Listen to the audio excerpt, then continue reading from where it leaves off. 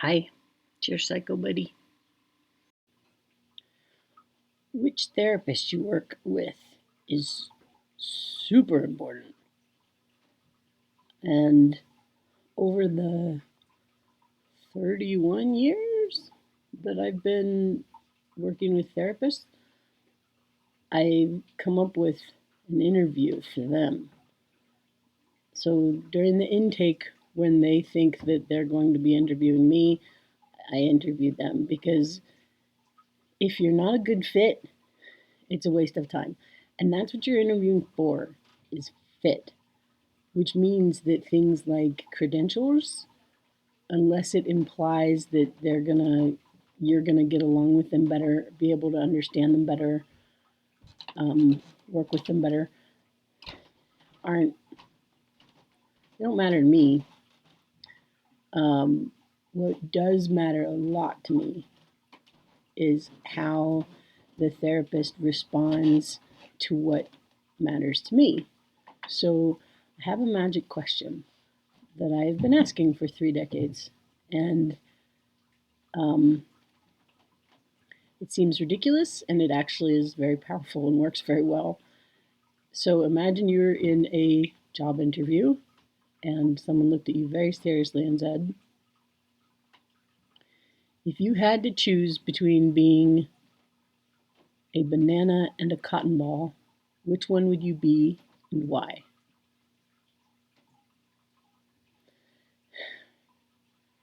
So think about it for a second first. Right now, today, my answer changes. Which one would you be and why? You can pause if you want. Think about it.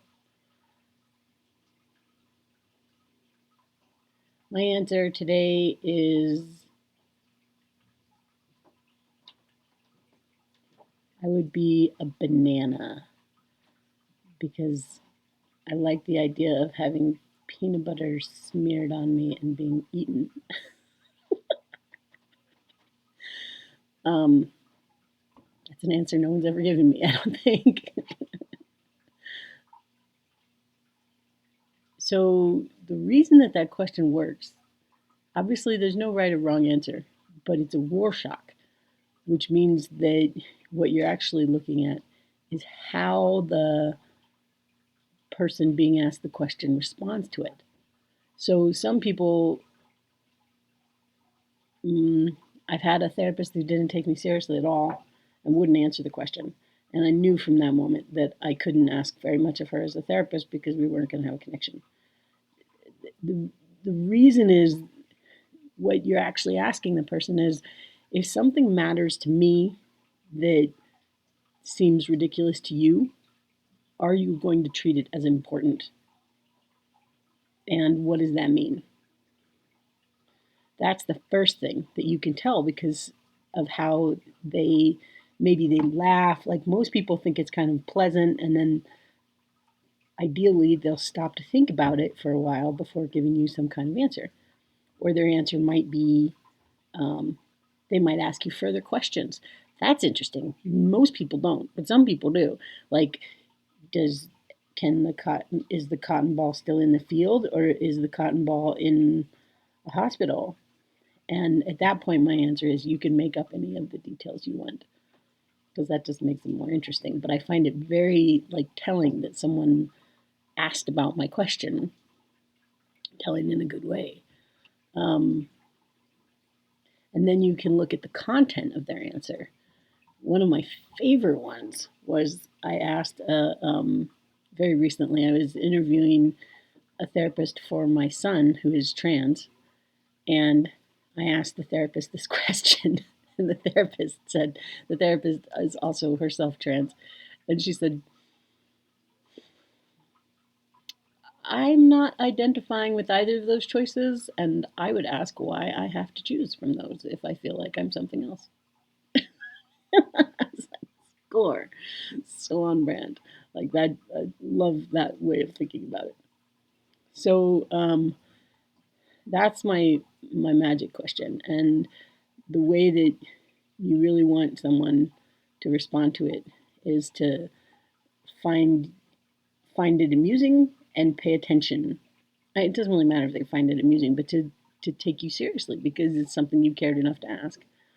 And if someone doesn't answer or says they'll think about it and get back to you, I'm not saying you can't work with them because for me, most of the time, who I work with as a therapist is dictated by insurance, but it does like sharply tell me what kind of connection I'm going to be able to have.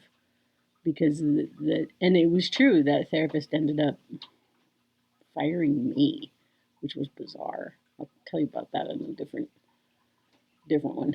Um, but then I have another question. Okay, so number one, banana versus cotton ball. Number two, for me, because I have structural dissociation, dissociative identity disorder, schizoaffective, whatever we're calling it. A lot of the way that I think about the world is kind of looks psychotic or spiritual, according to how you come at it. So the question that I have for everyone that I work with is where is the dividing line between psychopathology and spirituality? Meaning, in the Bible, we're told to listen to the still small voice of God. What if you listen for the still small voice of God and it isn't still and it isn't small? You listen for God, you hear God, you talk to God, God talks back. That's where spirituality can become psychopathology, meaning something is wrong with your psyche. So the question is, how long is spirituality acceptable before it becomes considered something bad? And you get a range of answers. The answer that works best with me is someone who, again, stops to really think about it on the spot. And the answer that I felt most comfortable with is there isn't one. It's completely subjective. Another another one is, I mean, one that I liked was I thought a lot about that. Like, yeah, cool. One of them that I was like, nope, was what do you mean? They have nothing to do with each other. Um, Another question, if you're interested in someone's like approach from a psychological, like an educational perspective, one question that I like to ask is which one do you prefer, Jung or Freud, and why? And that's just mostly about education because nobody's all that into Freud anymore. Freud was psychoanalysis, so talk therapy, and he was all into stages of development that had to do with sexuality, and um, he just wasn't that. His most of his theories they were foundational to the development of psychology, but are no longer popular or relevant, really. And then Jung is the one with the communal unconscious. So he's more like dreams have a real meaning, and we have the dark night of the soul um, was an idea of his. So I tend more toward Jung, but it's just kind of a question to see if they remember their education, which I don't know that that really gets you anything. Another question that I ask that I don't know, I don't find very useful, but you might want to ask it is in a perfect world, what would you like to see from me in my life? What is the point, the direction, the goal of your therapy for me? And it sounds like a useful question, and it is a useful question, but so long as they answer correctly. So if you're a therapist, listen up.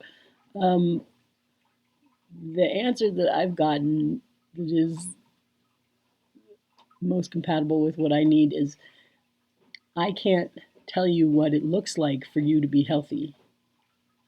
I want you to be actualized as a person. I want you to be the most you that you can be in the world. Um, that's the answer I would look for on that one. Mostly you really want to think about, if I were you, I would really think about what indicates whether or not you're going to get along with somebody, what it is that makes that difference. I only like taking the advice of people whose lives I want mine to be like.